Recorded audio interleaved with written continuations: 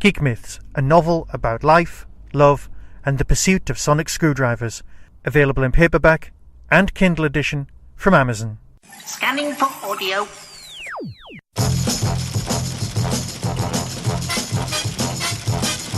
Hello and welcome to episode 22 of the UFOCAST. Today we are talking about Psychobombs, or the Psychobombs. Michael, do you have a dodgy synopsis for us? I certainly do. Oh, hello to anyone who's just joining us now. However, we are 22 episodes in, so if you're just joining us now, mind you though, you might be watching it on Forces TV, so you might be joining us properly.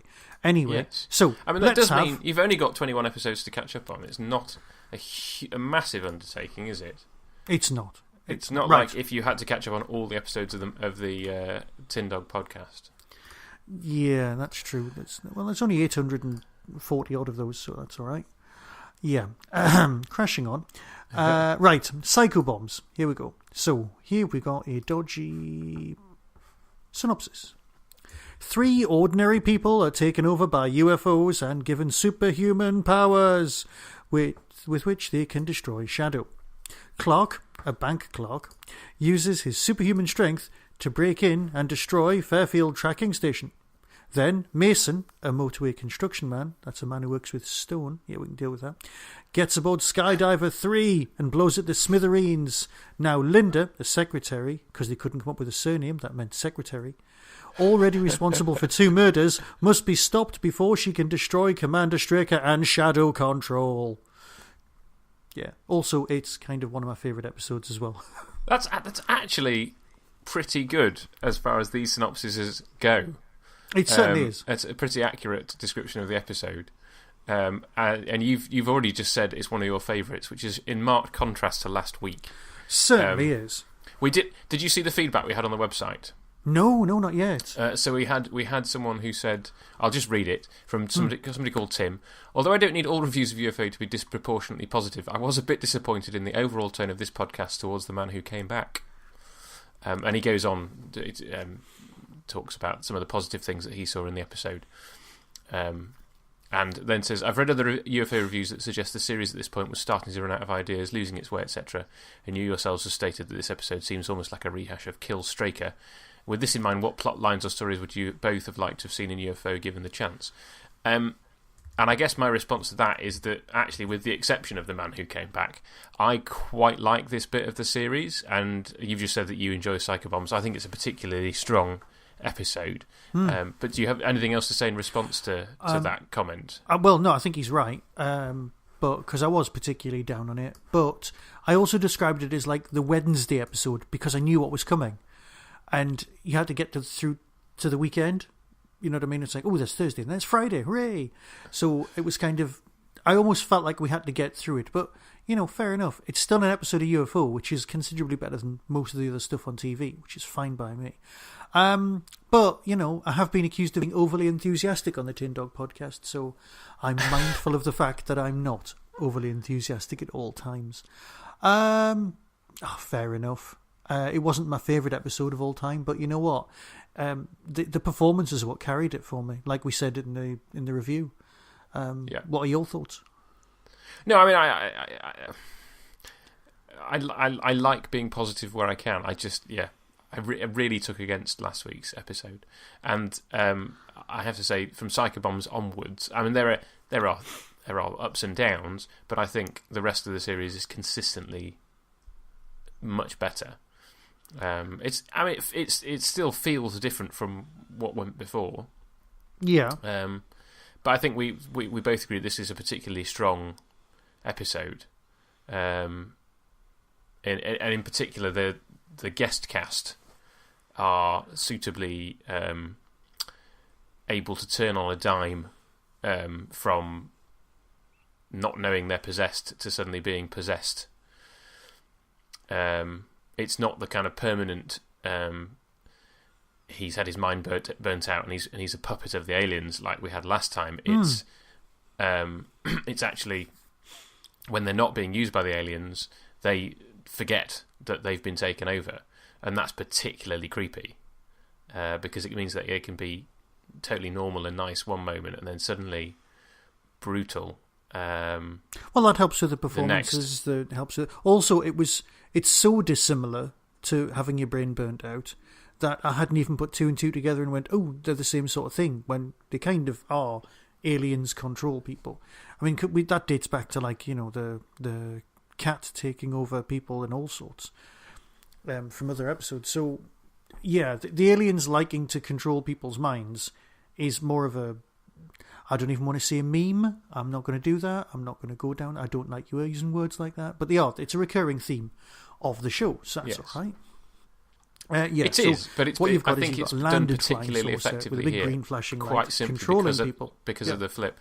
Yeah, and the fact that she genuinely seems freaked out by what's going on, and then suddenly she strangles the bloke. Yeah. At the beginning of the episode, and you're like, she just turns on a dime. And David Collins similarly as Clark does the same. I mean, I think. Mike Pratt less so, just because he seems to be a slightly more morose, silent character to start with. No, that's fair enough. So that when he starts doing weird stuff, you're like, well, we didn't really get to know him as much as the other two. No. And to be honest, I hadn't noticed your the Clark, the Mason stone worker thing. Well, until you just mentioned what's it called? Nominative determinism. I'm always on the lookout for it because I like, in my own writing, I like to have characters who sound kind of. I like giving people interesting names. I'm always on the lookout for really good surnames. So just be grateful that I don't work in, say, a call centre and I make notes about people's cool surnames or anything like that. But anyway, I'm always on the lookout for what characters are called because I think it's really important. Like everyone should have a name. They should never be, you know, third bloke standing at the back or whatever. They should always have really good names. But you're right. The thing is, I was feeling the complete opposite of that with Mike Pratt's character, because I massively rate Mike Pratt, and him dying so young, well, relatively young, was just strange because the whole. Are you familiar with the Randall and Hopkirk deceased things? Because I know with a lot of old classic TV, you're either really, really familiar with it or it's just passed you by. I was going to have an honorary mention of him in Anderson and Doctor Who Watch because he wasn't in any of those things. No. But yes, his most famous role is Randall from Randall and Hopkirk, deceased. And yeah, as you're saying, in real life he died first, right?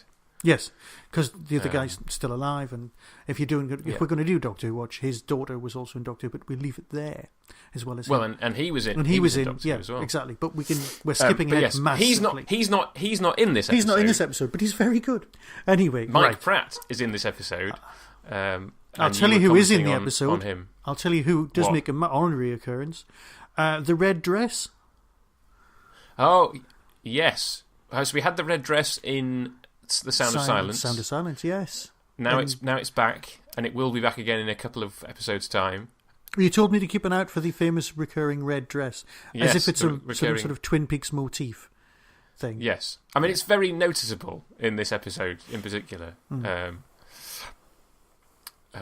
Yes, I think the attractiveness of Linda has been commented on by many a fan. Oh, well, that's fine then. We don't need to go there at all. That's not. Well, unless you want to say anything more about the red dress. Not really. No, I mean, it's just I was told to keep an eye out for it. I've been a good fan and kept an eye out for it. There you go. And everyone who wears the red dress suits the red dress. I think that's a perfectly reasonable way of putting it. It does everyone a lot of favours, but that's it. So, shall we crash on with an actual review of talking about the actual episode rather than just what people are wearing? Yes. Because, neither of us are going to bang on about David Collins' brown suit. Although, to be fair, one thing I will mention later on is David Collins' judo costume. But we'll come to that when we come to it. Yeah. So perhaps I am going to allow to discuss random costumes. Yes. Right. So, have you made notes? I haven't, but I am watching it as we go. That's fine. Right. So, if I am going to be critical... Mm-hmm.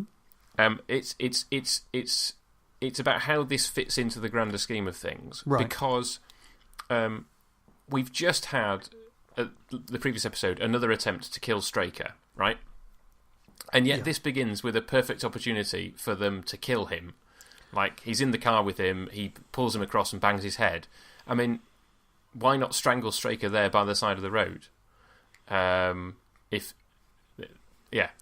seems a little kind of odd to me. Well, the whole build-up of the plot is either to be reasonable, so they've obviously changed their direction of think that they're having a chat. They want to have a chat with Shadow and say, "Look, lads, would you mind just stopping?"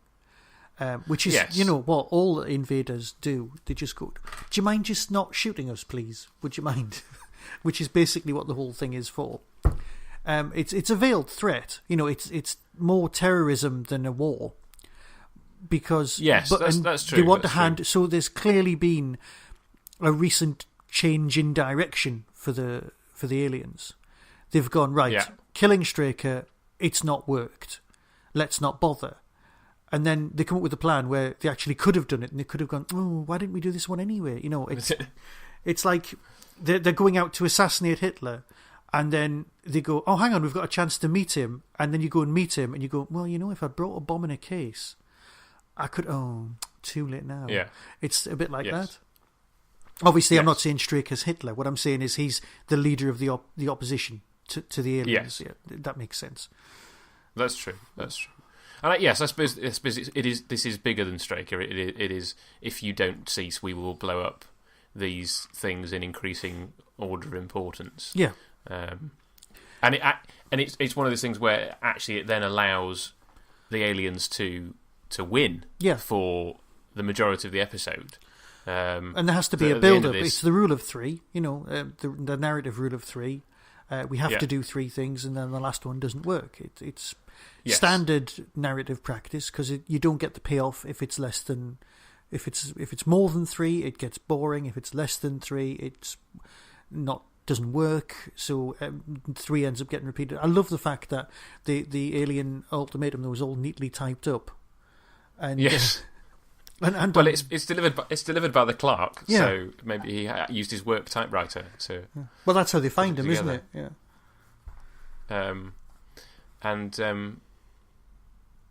What do you think Fairfield Tracker Station does?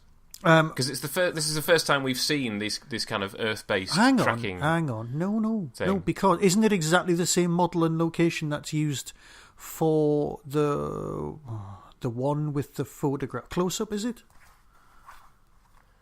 Oh, possibly. Actually, now you say that, the model does look a little familiar. Can I just say all three of them fitting inside of her car, which is described as a BMW, but it looks a lot more Porsche than I would think. Now, I could be wrong that it's a BMW, 70s thing.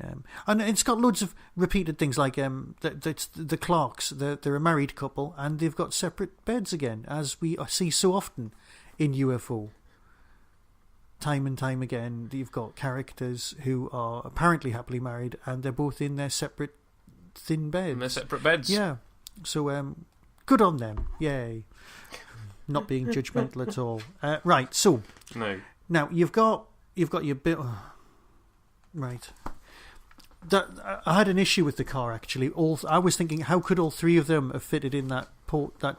Mr. Mason is not a small lad. But nobody involved is not tall, and it's a really tiny sports car. But they obviously they must have done it. I mean, it's not like it's. Mm-hmm. So here's the shot on location, and then here's the shot in the studio. Are these like, they three appear to people have shot it. chosen at random by the aliens, or are these three people? Like, basically, does the flying saucer land and just attach itself to the first three people around, or? Because it seems to land in Clark's garden. Has he been infiltrated before? I don't know. My assumption was just that it was that they... well, I don't know. There's an element of were they just the closest three people in the vicinity? Were they the closest three people who were actually affected by the aliens' glowing thing? Yeah. Because it could be one of these things where it doesn't work on 100% of people. Right. And it's just a case of they turn it on and... it attracts those three for their purposes. I don't know. I think for me, the disappointment is that the first one to blow up is David Collins. because Yeah. he's great, and I'd love to have seen him more in this. He doesn't get to be on screen for particularly long before he blows things up. You know, but he go on. I've got. I was more. just going to say he is like I said, he is great because he does the innocent, and then the menacing, very quick. I mean, we know that, and we'll talk about his Doctor Who performances later. But we know he has a range. Yes. And it's on display here. So I mentioned this last week. I met him at the ShadowCon 2 in the green room. He was reticent to do a podcast interview, so he was obviously happy to be there to do his on stage thing. Which, if you get the DVD from ShadowCon 2, well, actually, I don't think you can anymore. So if you have it, it's worth a listen or a watch. He seems an absolutely fascinating figure, and he would kind of give essentially the teaser to a story, and then wouldn't elaborate. So you'd be like, oh, okay, there's clearly some kind of stories here, but unless the questioner kind of probes further, which I don't think they felt able to do, then we're not going to get the full story.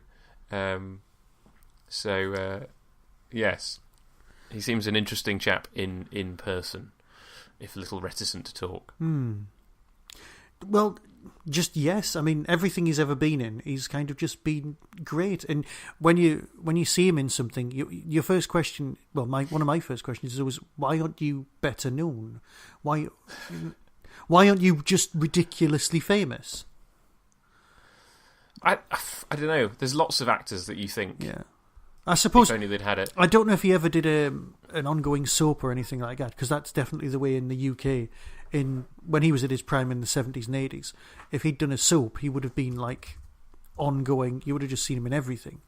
He would have been some killer in Coronation Street, or some really suspect. Could have been a gangland villain in anything. It would have just been. Yeah. So, well, I think this is the same tracking station because they actually. Well, do they blow the model up, or do they just put fire in front of the model? Because that's what it kind of looks like. I think it blows up and then there's fire in front of it, so I think you get a reasonable amount of stuff. Right, so they're not going to use that model again. Fair enough. Don't think so. No, that's fine.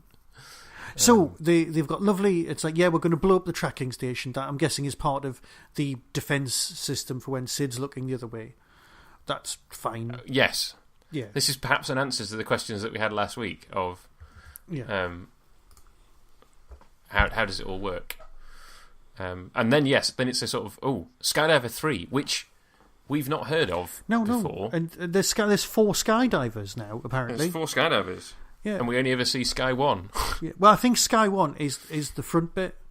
Because I always thought because they are interchangeable, aren't they? Because in the episode where he goes to the gym, he flies off in one, and another Sky 1 arrives to attach itself. Yes, but one assumes that the front of Skydiver 3 is called Sky 3, but we never. I'm guessing it's the same model, and we'll see when we get to that. Isn't bit. the writing on the side of the Skydiver? Sky is attached to the front bit, and then Diver. Yes. So it would be Sky front bit, Diver 3 would be the back bit. Yes, but I think isn't the number on the fin. I'm gonna have to fast forward so we can have a look. No, we'll see it when we get to it. It's fine. But we'll see when we get to it. Well, anyway, but we're talking about it now. So I think I'll tell you what is there is good. A 3. Yes, there's a 3 on the fin of the plane bit on the front of it, and then there's a 3 on the actual Skydiver. So no, they've clearly put fresh decals on the model for this episode. So that's kind of an extra bit of attention to detail. Yeah, well, that is what Anderson did. thing. That is what Century 21 does. It's attention to detail. It just always is. Yep. Did you notice? The bit where they're building. I'm pretty sure I'm doing this one from memory, but I'm pretty sure they're using metric. And they're built. Yeah. That's That's another one of those possible future predictions. Because I know engineers who still work in inches. Well, I mean, the whole of America still works in. Yeah, But in inches, isn't it? Yeah, but it's a show being sold to the States, and you would think, oh yeah. But I don't know. You would just think, oh, that's fine, but perhaps I'm wrong. No, that's Doctor Who made the prediction that we would go decimal, didn't it? Oh yeah, I think there was just an assumption. Yeah, it's just an assumption. I just thought you were on the decimal. Oh, we're not living in America or France, where they do strange things like count to 10 and then to 100.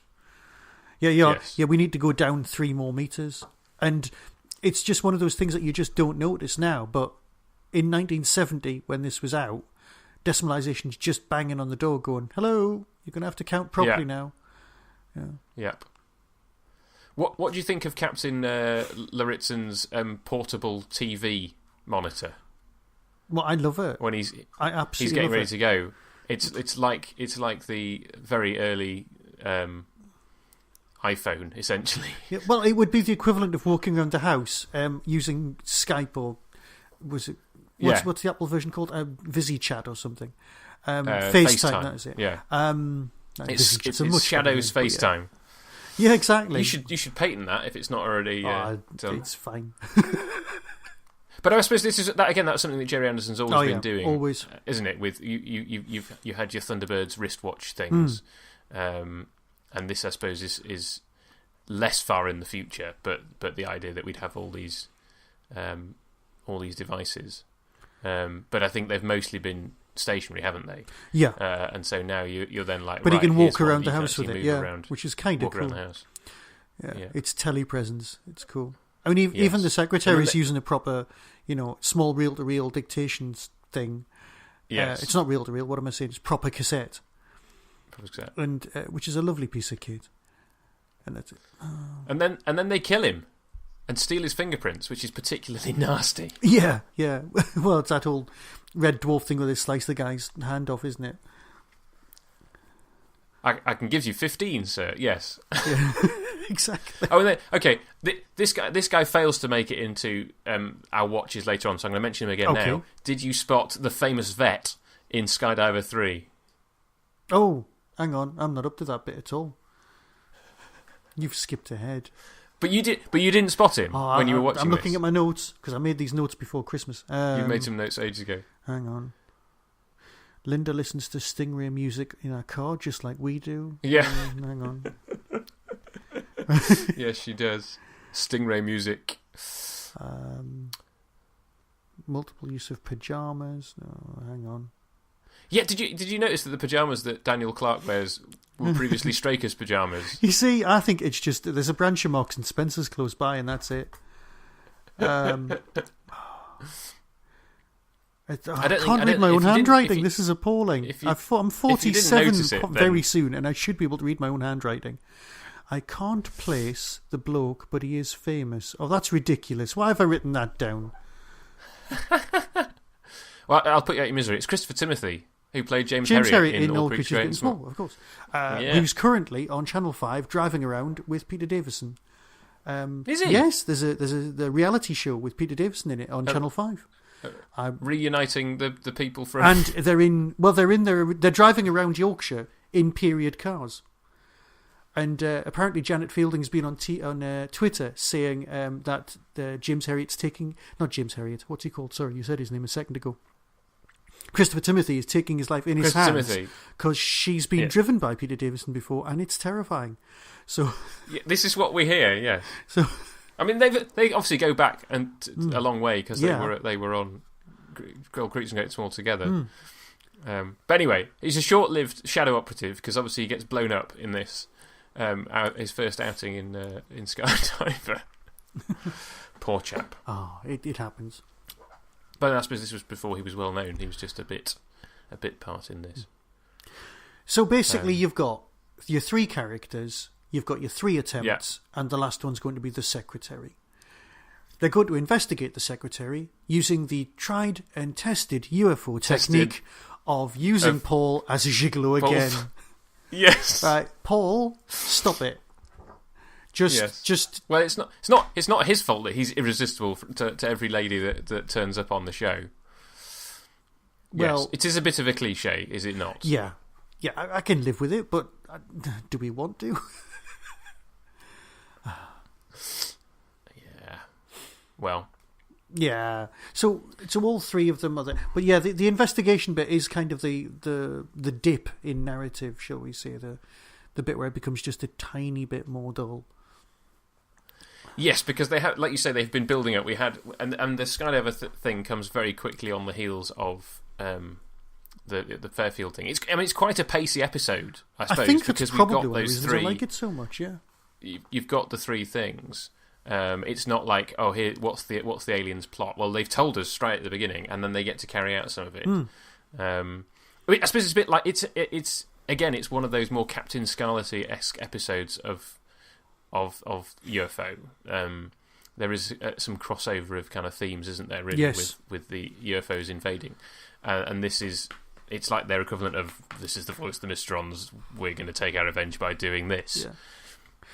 Yeah. Well, we know you can hear us, and they actually get to win, which obviously the Mysterons do in several episodes of Captain Scarlet. That's one of the great things about Captain Scarlet is that you don't know that Captain Scarlet's going to succeed because he fails sometimes. And the same with this is that the stakes are raised because they've already blown up a skydiver and a tracking station. I mean, yes, like we said, they're not blowing up anybody that we know. All the shadow operatives are bit parts.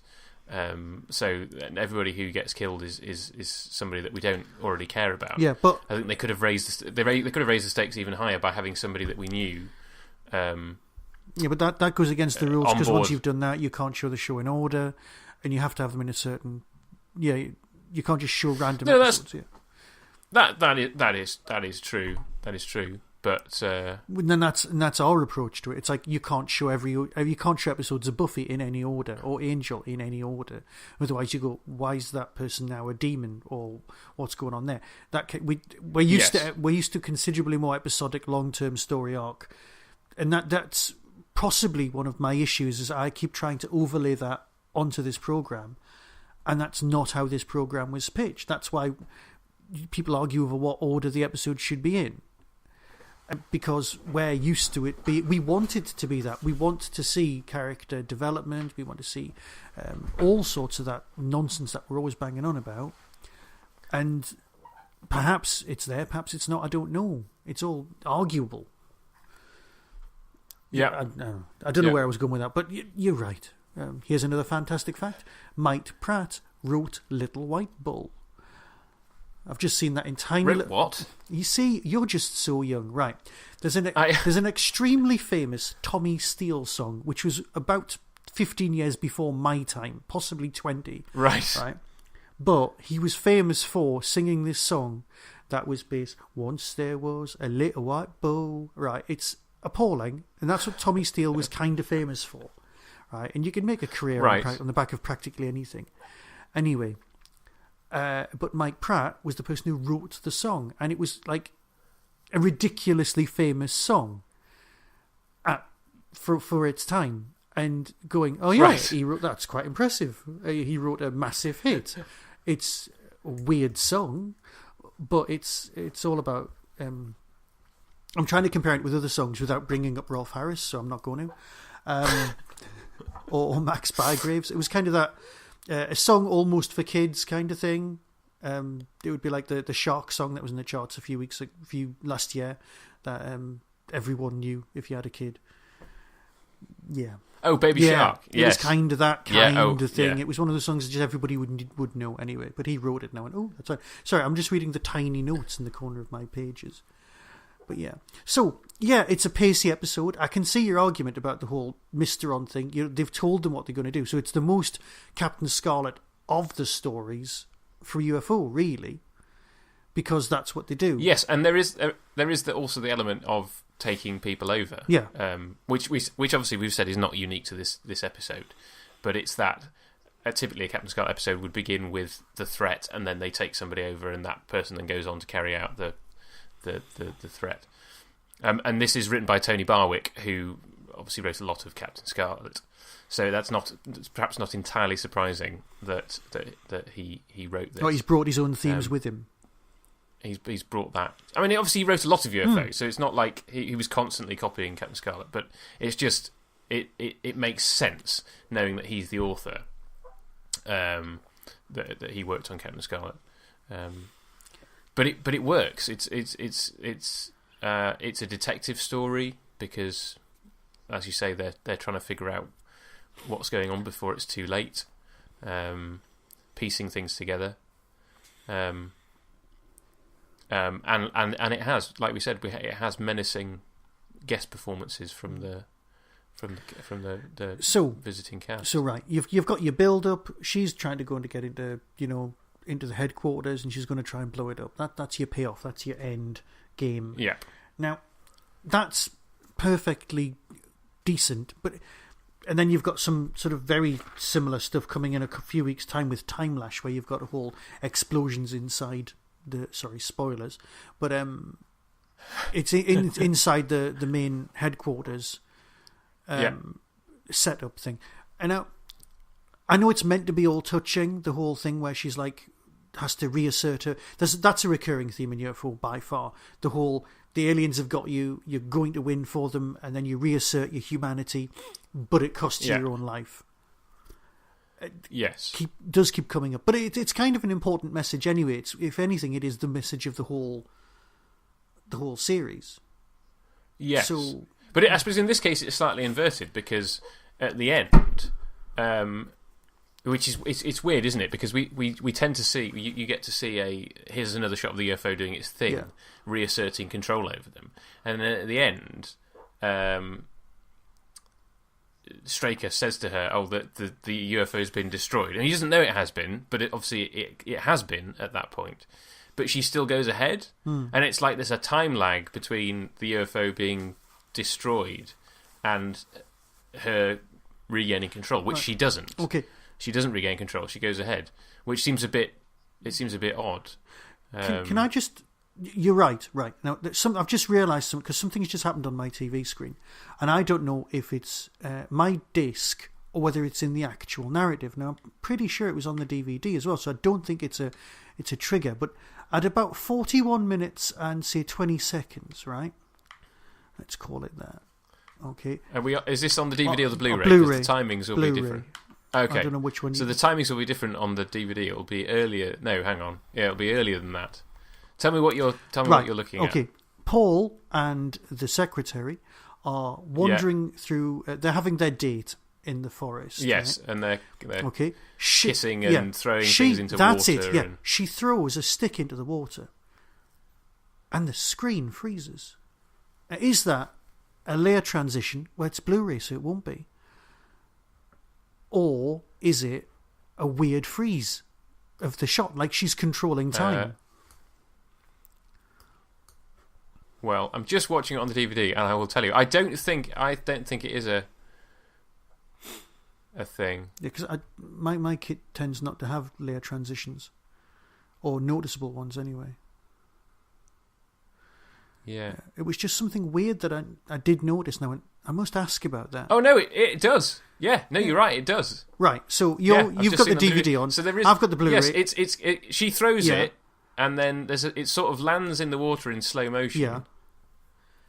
And then it sort of pauses for half a second. It's like it's as if she's possibly as much as a second. Yeah, it's as if she's got powers, and now perhaps that's where the commercial goes. No. There's always a fade to black for a commercial. That would be a weird place to have the commercial. It's too close to the end of the episode for it to be a commercial. I mean, these days you'd have commercials all over the place, but no, I think that's right. Fine. So it wasn't just me thinking. No, that's very weird. Right. So you're kind of suggesting that's a slight precursor to Time Lash, that she has a certain ability to. Wow, that dress is very short.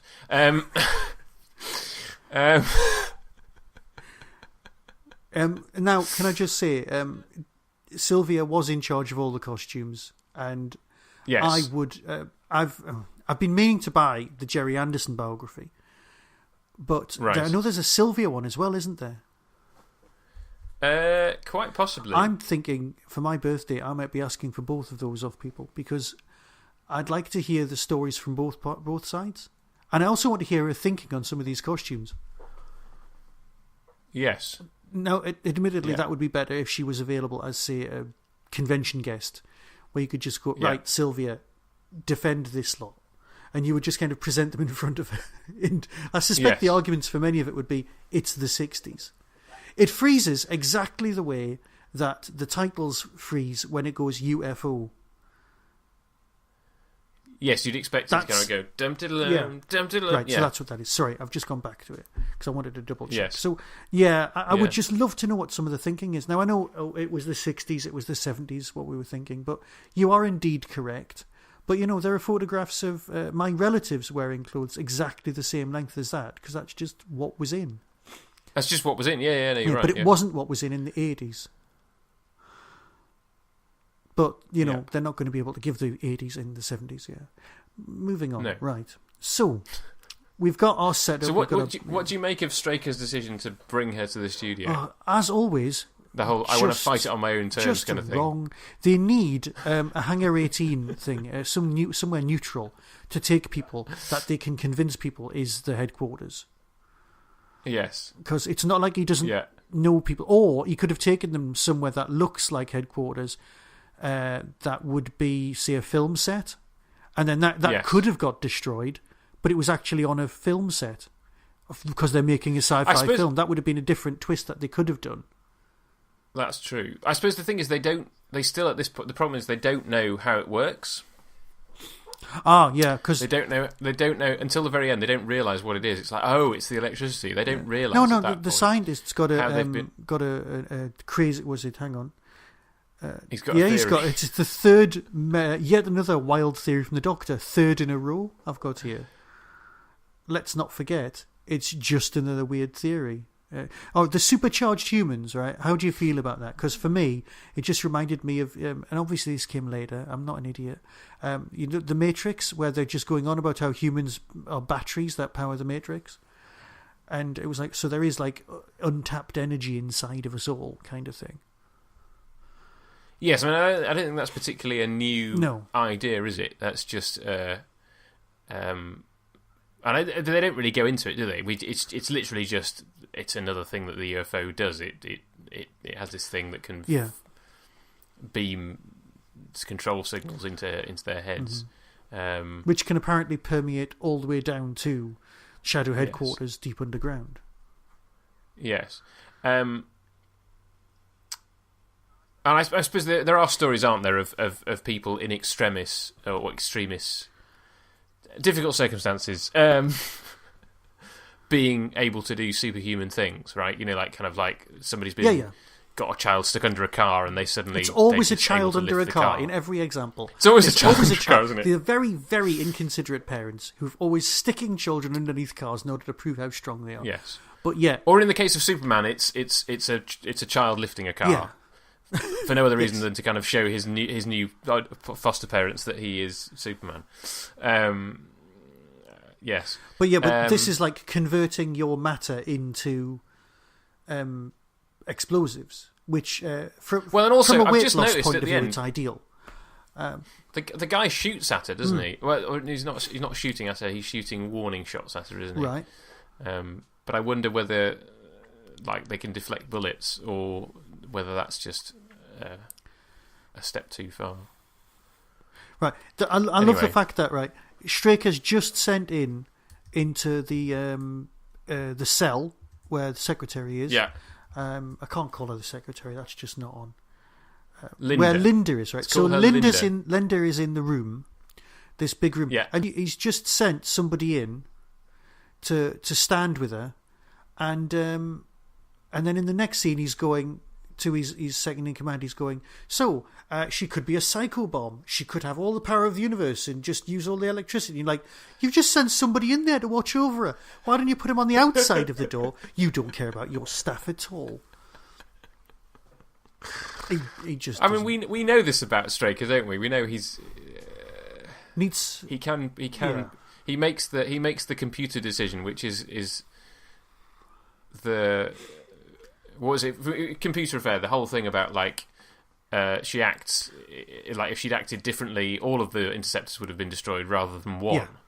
I think that Straker kind of knows that some decisions are choosing between one set of people dying and another set of people dying.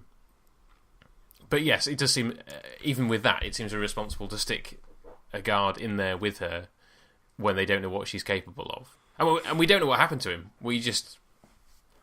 The next thing we see is that she's in the control room and she's knocking people left, right and centre. We don't know whether she killed him. We don't know whether she just laid him out.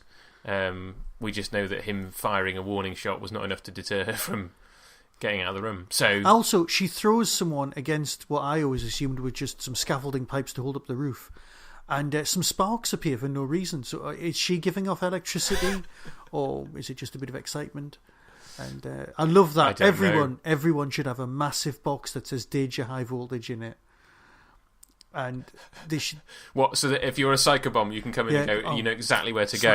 I know where I'll be in going order to touch the cables together. Yeah. Yeah. So she goes. But it is weird that she doesn't cease to be controlled. The control goes on for that little bit longer. Yeah. So that she. But she's still. Ends up electrocuting she's still herself. crying to show her humanity. Yeah. Yes. And then she just goes, "Oh, I'm just." And then that's it. Paul can kind of mourn over his latest. Yeah. Conquest. I was hoping neither of us would say the word, but yeah. Actually, no. Sorry. Latest love interest, because I don't think he got anywhere with her because he didn't have long enough. They were in a park, and let's leave it there. And then he brought her in. Yes. That's it. And then don't touch the cables. Straker walks off. Straker walks off, and he's left there, slightly distraught. She goes, and she's. I'm a couple of seconds behind you, but anyway. Yes. So yes, but so it's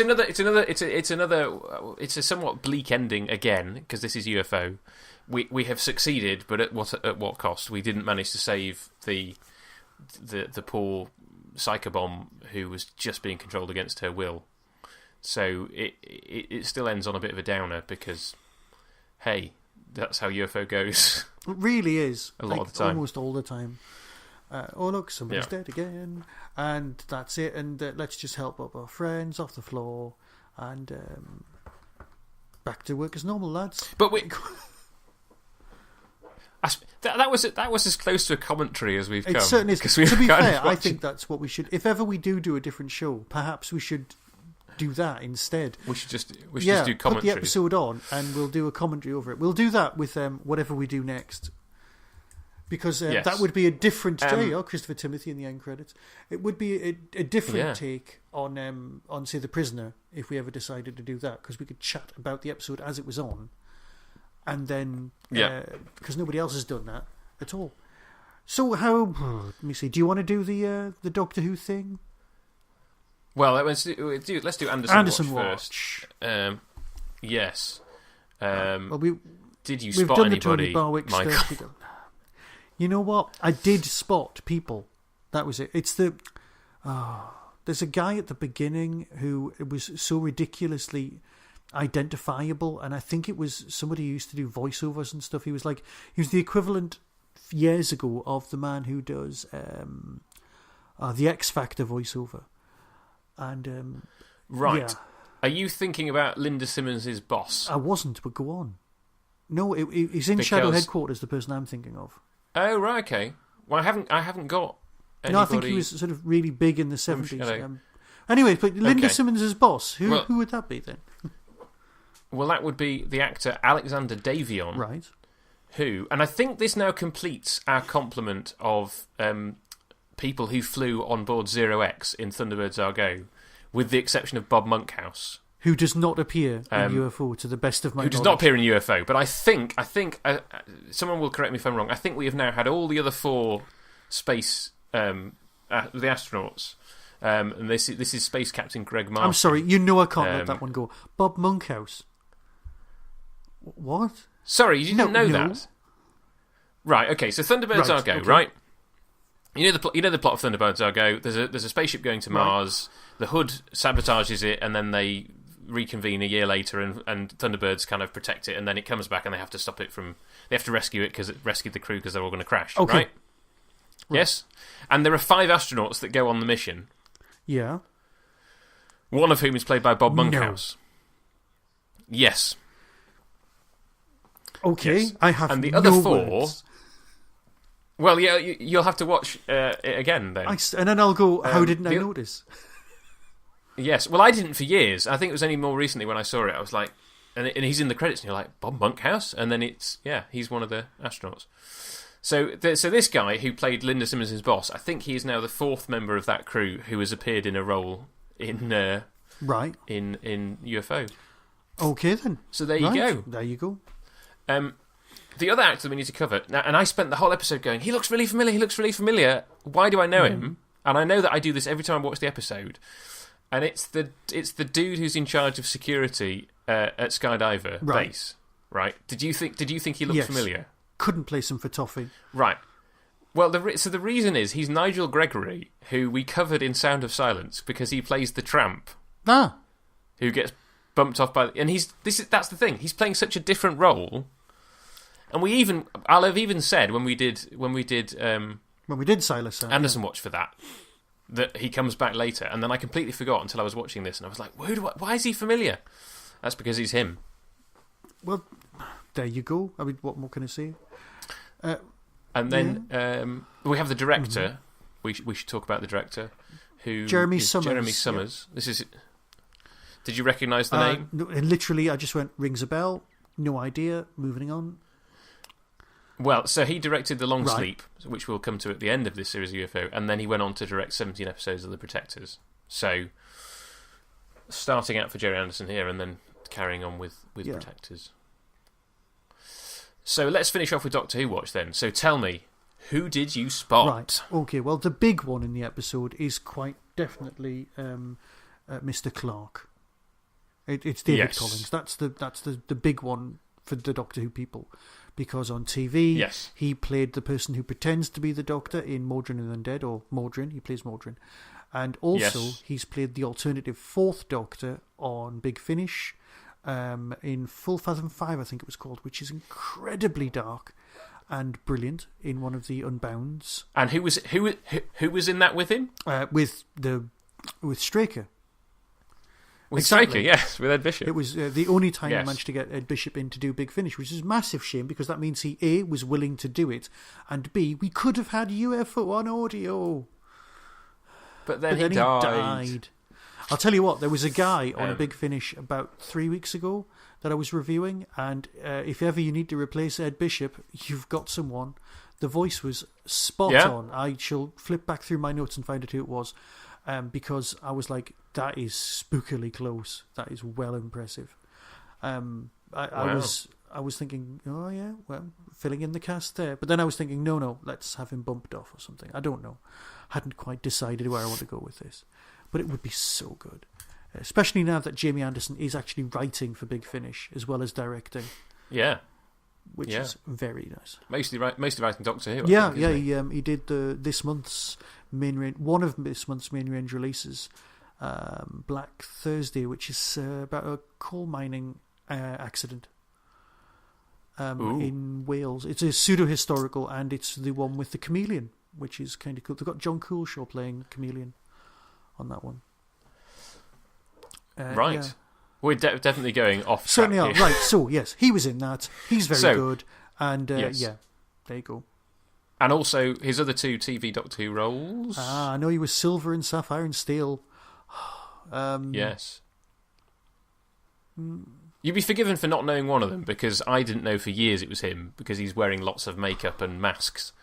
But the other one is very famous. Well, I'm just not getting it. What is it?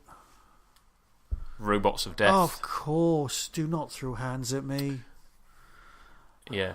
He plays the... Spoilers, if you've not seen the Robots of Death. He plays the undercover detective on board with robophobia. the sand miner. Yes, and he goes mad because he can't cope with the fact that robots can kill people. Yeah. Which is weird, because if you actually think about it, the more likely scenario is that he goes mad because robots can't kill people. Because it's much more easier for someone to have an industrial accident, because they're just machines. And I could seriously have like a good 3-hour conversation about how more likely it is that robots are killers than not killers. Yeah, but we've had the thingamajig, 3 laws drummed into us for all this time, haven't we? The three and a bit laws, Asimov's laws, they're just made up for telly. right. Well, they're made up for books anyway. They're made up for logic problems. Which is lovely. But I so want to write.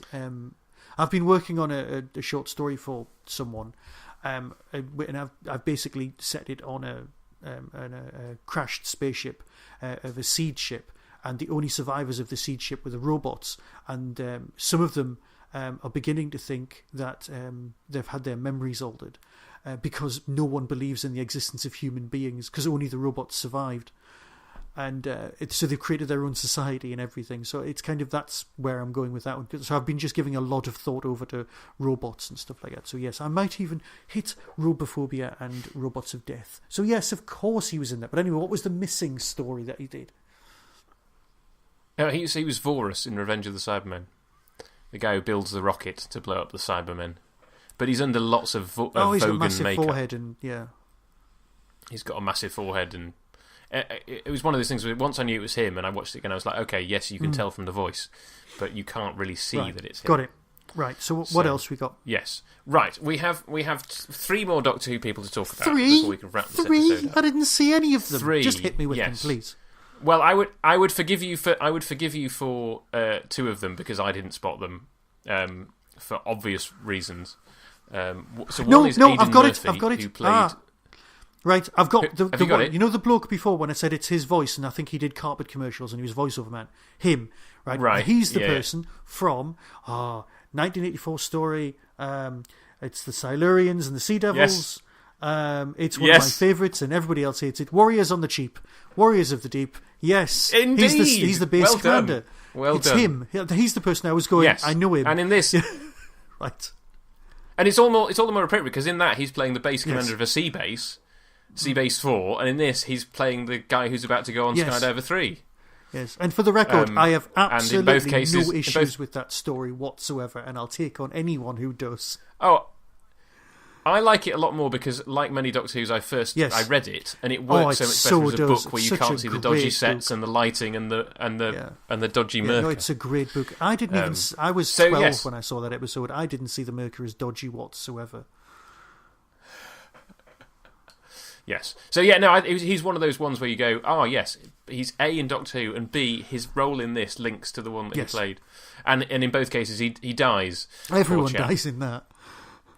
Yes. So anyway, bonus fact about him, which I didn't realise till I was doing the research on this. Did you ever watch the Oneidin line? I'm aware of it. I couldn't... I know it's about some sailing ships and a sort of trading thing going on. That's about it. Yes. Well, so there was a character in it called Daniel Fogarty. I'm taking your word for it.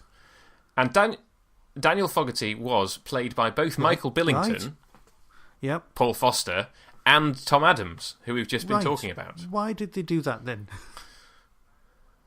It was a long-running show that he clearly... I think Billington played him first, and then he clearly didn't want to renew his contract, and so they had to get someone else in to play him. Because I think it ran for about sort of 8-10 series, didn't it, the Oneidin line? Had a great theme tune, yeah. But just one of those things of going, here's another one. They're both in the same episode together of UFO, and then they both went on to play the same character in the Oneidin line. Nice. Anyone else? Well, yes. So very quickly, we have Hans de Vries, who played a security man, and he was a Cyberman in Tomb of the Cybermen, so you wouldn't have noticed him. And then Aidan Murphy, who played the guard in Room 22, was Hippias in The Time Monster. I like The Time Monster. And no, I didn't spot him. It's been a while. But you know what? As we chat about this, thousands of miles away on the other side of the world, there are a lot of Doctor Who fans currently at Gallifrey. So, in order to make me feel better, I'm going to watch Time Monster. And you know what? I've literally just been to America for work, and I was in LAX airport on Wednesday last week, and I was like thinking, I'm here. I was flying to Phoenix.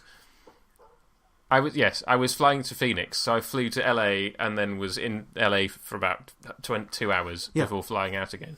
And I was like thinking, I'm here a week early for Gallifrey. Oh, that's awful. See, I've never made it. It was a little bad. Furthest I've ever made it was New York. Never been to Gallifrey. Always wanted to go. Well, I have been to Gallifrey a couple of times, so it's not like I haven't been before. It was just sad to kind of think, oh, here I am for work purposes in a state that's just next door to where Gally's going to be. And I flew back on Monday, and there's all these people kind of talking about their Gallifrey trips beginning as they fly out. Well, yeah. Anyway, that was Psychobombs. A smashing story, absolutely enjoyable. One of my favourites. Because you're right, it's got pace, it's got style, groovy style, and I'm just rambling. So anyway, and the chop just won't stop. Is that? Hey kids, what are we talking about next time? No, Hong we're not. Kong We're Phooey, talking about reflections on the water. In the water, which not water. Has a terrible reputation. It turns out. Don't get that at all. Absolutely, yeah. But I quite like it, and we'll be talking about that next time. To the person who said last time that we were down on the episode just like everyone else, next time we're going to be excited about this episode, and everyone else is going to be down on it. So it's nicely balanced. Yeah. It's nicely balanced out, yes. That seems like a good place to leave things, until next Michael. time, my name's Michael. Be seeing you. I'm Luke. Be seeing you too.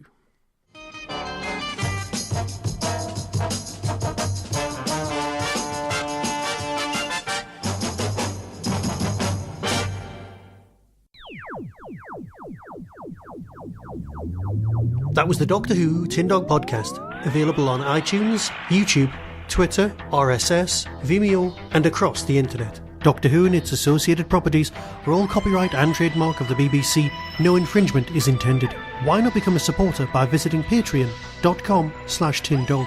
Contact the show on tin-dog@hotmail.co.uk. The Tin Dog Podcast is a founder member of the Doctor Who Podcast Alliance.